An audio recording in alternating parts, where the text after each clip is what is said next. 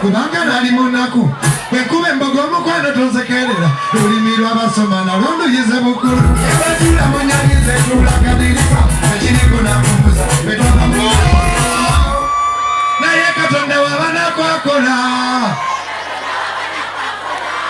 bansabye mbasabire esaala katuyimukeko fenna mbasabire esaala.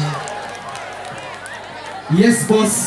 Musumba twayanza nnyo akayimba k'abanaku fotu awatujunye tusabireko na vegetarian mbiri nezikomawo worship house tuzimba kanisa byonna kansabe mufukamire kasabire tusabeko tofaayo oba oli musiramu inshallah atusabe tugenda kusaba bya kirokole tuwanike emikono mu bbanga bannange musumba waffe.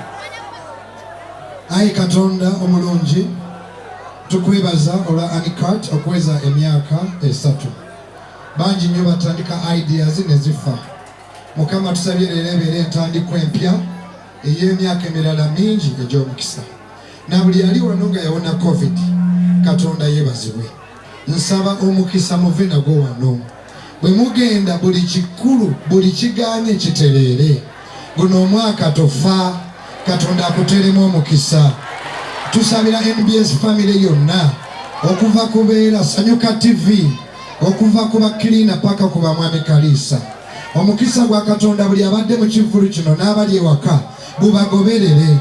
On a serious note, may the Lord bless you, say amen. May the Lord keep you, say amen. In Jesus' name we pray and God's people say Amina. When you are started to worship, we have programs.